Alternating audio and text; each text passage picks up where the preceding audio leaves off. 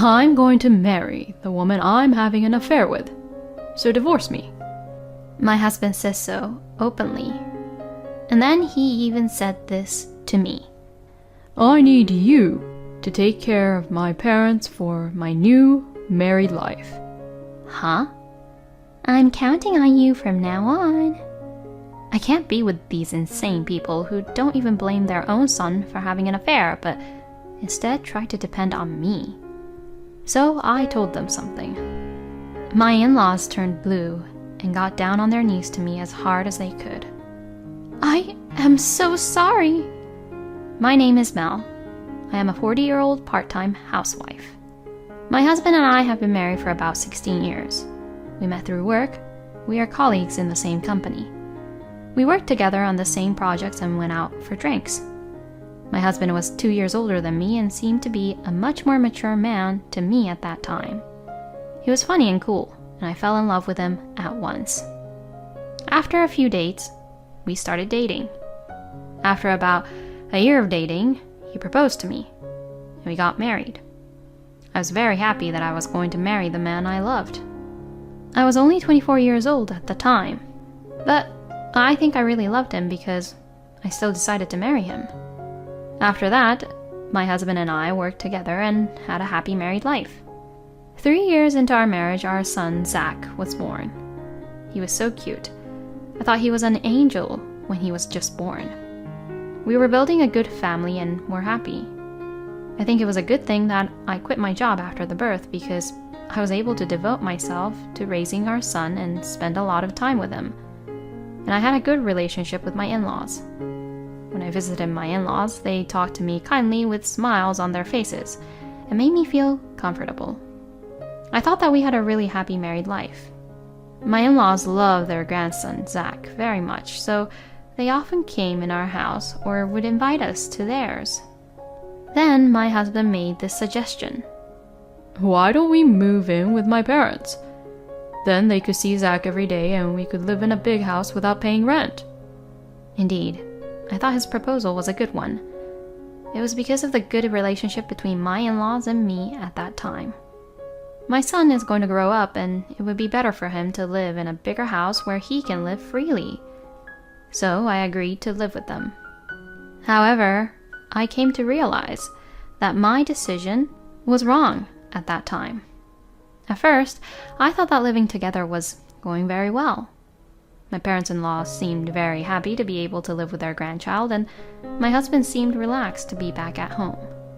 I did my best to do housework as a housewife, and my parents-in-law and my husband never complained to me. My son grew up to be a good boy, and we all watched him grow up. However, there was one thing that bothered me a little. My parents-in-law spoiled my son too much, buying him everything and giving him allowance without my permission. I saw this and thought it was not good for his upbringing, so one day I said to my in-laws, "Could you please stop buying Zach so many things?" When I said this, my in-laws' eyes widened and they became angry. "Are you going to deprive us of the joy of spending time with our Zach? Do you think you are the only one raising him?" My in-laws yelled at me like that, but as a mother, I wanted to educate him properly. That's why I didn't back down. That's not what I'm saying. Of course, feel free to play with Zach. But please don't buy him things without asking me first. Even if you say that, if Zach wants something, we want to buy it for him. That's right. What if we don't buy it and we make him sad and he hates us? Are you going to take responsibility? It seems that my parents-in-law buy things for their grandchild to make him like them. But how are they going to take responsibility if my son becomes selfish because of it? I will explain to him that his grandparents are very kind and love him. So please, stop buying him too many things. Even though I had said all this, my in-laws did not seem to be convinced. Then they started talking to my husband when he came home from work as if it was my fault. Mel doesn't want us to play with Zach. She wants him all by herself. She wants to be the only one who gets to love him. I was surprised to hear my in-laws say something completely different, and my husband took them at their word. Hey, what's the meaning of this? Are Are you being mean to my mom and dad? Oh, wait a minute. I didn't do anything like that. I explained it to my husband.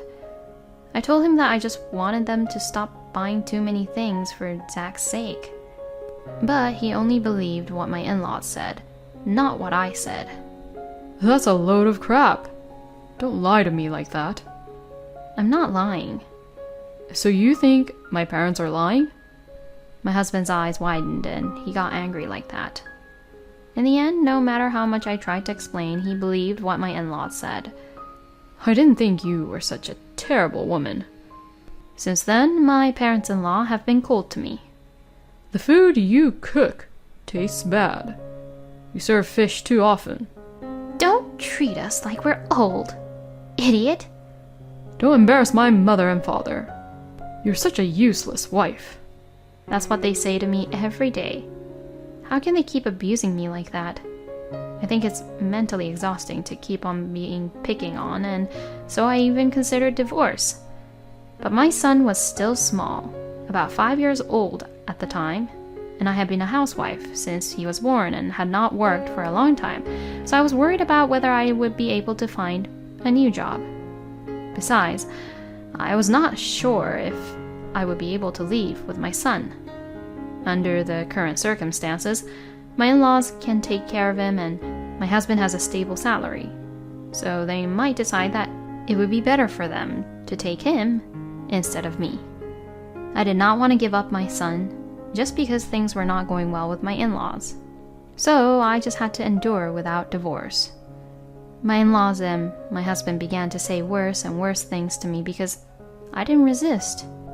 They abused me so much that I wondered if they were really the same people I'd known before, and I stopped thinking of them as human beings. It makes me feel a little better. I lived a hard life day by day in this way. No matter how badly my husband and in-laws treated me, I thought it would be better if I could be there to watch my son grow up. My son grew up fast and entered elementary school.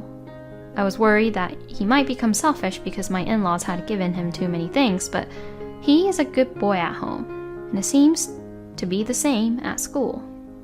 I was very happy when the homeroom teacher told me during the parent-teacher conference that my son is a very kind and considerate boy. And my son was studying hard and his grades were good. But for some reason, the people who were aware of this were making it as if it was their own achievement. I guess it's because we did a good job raising him. That's right. We praise him and we buy him whatever he wants. That's important. It doesn't make sense that if you buy him what he wants, his grades will improve. But my in-laws seem to want to involve themselves in everything.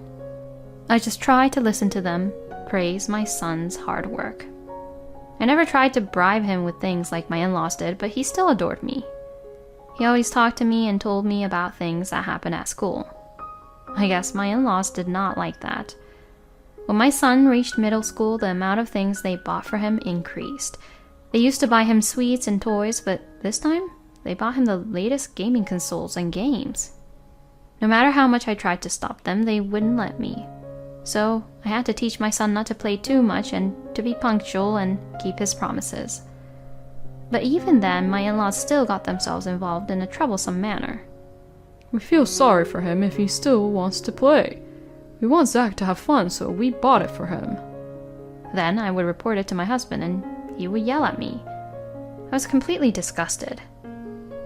Anyway, all I wanted was for my son to grow up to be a good man. That was all I could think about as I went about my daily life. Time passed by and my son turned 13 years old. He's now a high school student and he's going through puberty, which may be very difficult for me as a parent. While I was thinking about this, an unexpected problem occurred. It was my husband's day off. My husband suddenly called me into the bedroom saying he wanted to talk to me. What on earth did he mean by inviting me here? I knew that he had no intention to do that because he and I had completely cooled off. And I myself didn't want to do such a thing with him anymore. While I was thinking about this, my husband suddenly made a surprising statement. I'm going to marry the person with whom I'm having an affair. What? I was surprised at the unexpected words from my husband. Well, it's understandable to be surprised. I've been trying to keep you in the dark, but I thought it was time to tell you. My husband told me so openly. Why would he want to tell the world that he's having an affair? Well, I don't know what a stupid person thinks. And finally, he says something like this. I'm counting on you to take care of my parents for my new married life. Huh? Wait a minute. You're getting a divorce, right? Then I'll have to leave with Zach, won't I? I said that and he said something crazy. I'm the one who's leaving. What? What do you mean? So I'm going to leave here and start a new married life with my new wife. And I'm worried about my parents, so I'm leaving you in charge of the house. You'll have a house to live in with Zach, so it's a win-win. I was speechless. It's not a win-win at all. I was at a loss for words at that crazy comment. Well then, I'll tell them about it right away, my husband said and suddenly started to go to the living room. I hurried after him. He gave the same explanation to my parents-in-law as he had given to me. I thought they would be angry at my husband for this, but my in-laws were also crazy people. Yes, I'll miss you, but, well, it can't be helped. I know. The newlyweds should spend their honeymoon alone, so you'll take care of everything else, huh? I'll be counting on you. My in-laws don't blame their own son for having an affair and try to depend on me. If you leave, I'll make sure you leave Zach behind. If you leave, you'll be the only one. I can't be with these insane people. I told them something. I'm telling you, since this is my husband's divorce, I can claim alimony and I have a better chance of getting my son. What? What do you mean? Because my husband committed adultery. Normally, the adulterer never gets custody, and the mother usually gets that. Wait a minute. Then you'll take Zach and leave, won't you? Yes, of course. That's the plan. I won't let you. That's it. Let's talk to Zach. My in-laws and my husband said so and went to call our son. Are they going to tell him everything? My son came into the living room. What's wrong? Mom and Dad are getting a divorce. What? So you would like to stay here with your grandparents, wouldn't you? That's an unfair way of explaining and asking questions. I quickly made my point. You better explain to him that you are divorcing me because of your adultery. When I said this, my husband and in-laws were in a panic. Zach is just a junior high school student. That's right. What are you trying to do to him by shocking him? My in-laws and husband were blaming me, but before I could say anything back, my son started talking. You're the one who caused the shock, aren't you? Why are you all blaming my mother? Well, I mean, I heard you all arguing earlier. So if you get divorced, which one of you will I follow?